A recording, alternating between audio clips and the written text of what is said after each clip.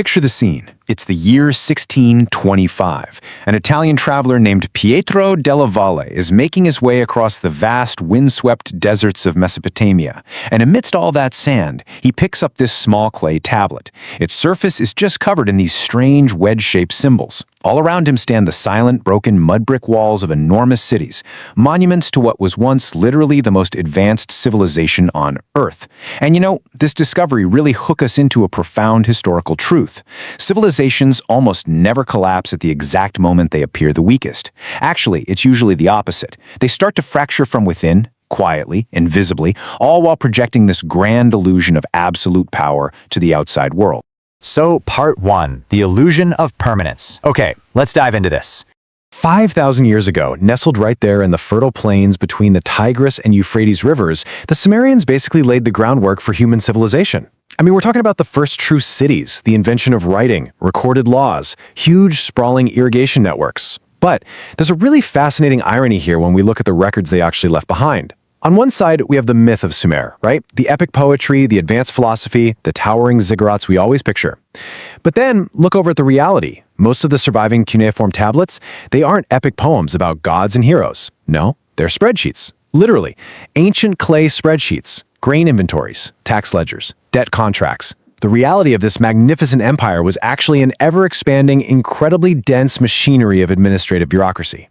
And that brings us to a crucial definition: centralized bureaucracy.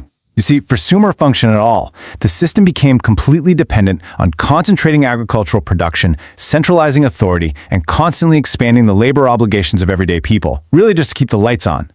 Now, at first, this massive administrative machine created unprecedented stability. It was a well-oiled machine. But here is the critical takeaway. In building that super complex system, they quietly planted the seeds of the empire's ultimate fragility. Which leads us to Section 2, the hidden cracks. Because while everything looked incredibly strong on the surface, a slow-moving environmental disaster was happening literally right beneath their feet. Let's walk through this cascading failure step by step, because it is absolutely fascinating. Step 1. Sumer's prosperity depended entirely on expanding irrigation to create more farmland. And honestly, it was brilliant. But here comes step 2. Under the scorching Mesopotamian sun, that water slowly evaporated from the soil, leaving behind a hidden poison: salt. So, step 3. Over decades, that salt just accumulates. The damage was almost invisible at first, but then crop yields began to seriously decline. Wheat production plummeted so drastically that farmers were actually forced to switch to barley, simply because it's a lot more salt-tolerant. But of course, even that adaptation had its limits. Which brings us to a tragic step 4. Crushing farmer debt and servitude. The very same irrigation system that built the empire was now slowly and quietly starving it. Let's do a micro to macro pivot here for a second. Think about what this actually meant for just a single, ordinary farming family. As the source material highlights, for an ordinary farming family, even a single failed harvest could become completely catastrophic. Imagine being a farmer stuck in this system. One bad season means you have to borrow grain just to feed your kids. A second bad season, you lose your land entirely. This environmental strain wasn't just some statistical decline on a clay spreadsheet. It was a devastating real-world human tragedy playing out family by family, field by field.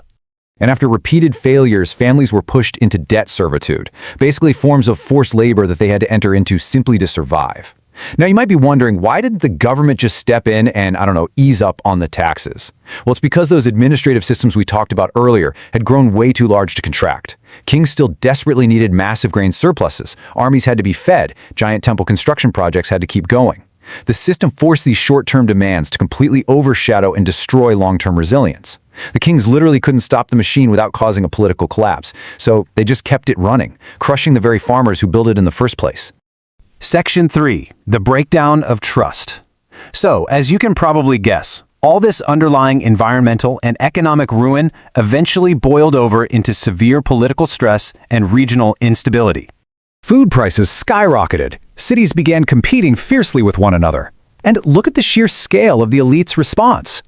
Now, what's really interesting about this slide is how it highlights the immense desperation of the empire.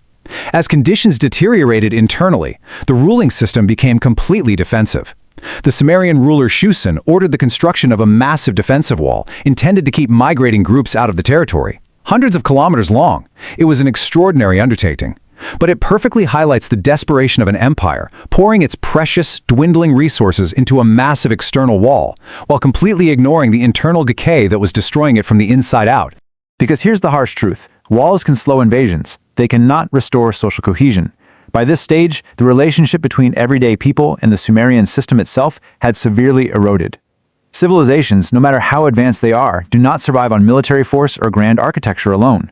They only survive if ordinary people actually believe the system is worth maintaining, and once that shared belief is gone, the walls don't really matter anymore.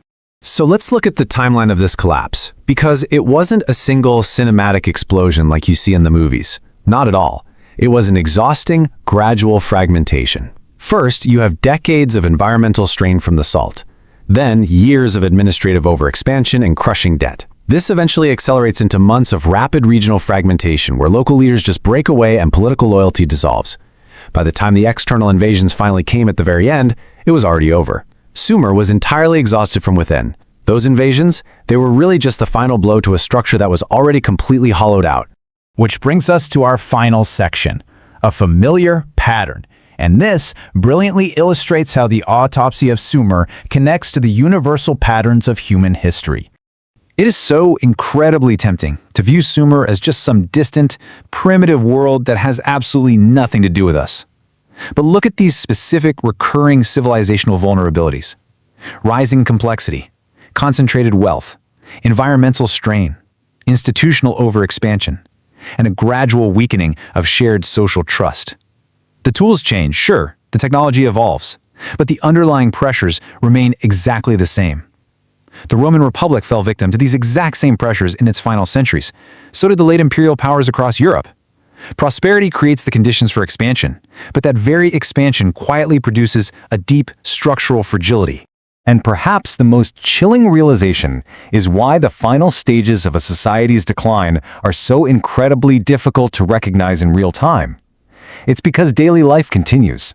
Markets still function, the buildings still stand, people look around and just assume permanence, until suddenly permanence disappears. The Sumerians were brilliant, no doubt about it. I mean, they practically invented the foundations of organized civilization, but as this quote beautifully summarizes, complexity alone could not save them from the long-term consequences of imbalance. It's a profound philosophical takeaway. Technological progress absolutely does not guarantee civilizational progress, especially if tremendous wealth simply coexists with deep social and environmental instability. Which leaves us with a final, provocative thought to take away from this explainer. Look at the structures all around us today. Can our own modern, highly complex structures truly hold their own weight? Or, like the mighty cities of Sumer, are we too gradually weakening from within, hidden securely behind our own illusion of permanence? Thank you so much for joining me to explore this incredible piece of history. Keep questioning, keep learning, and I'll catch you in the next explainer.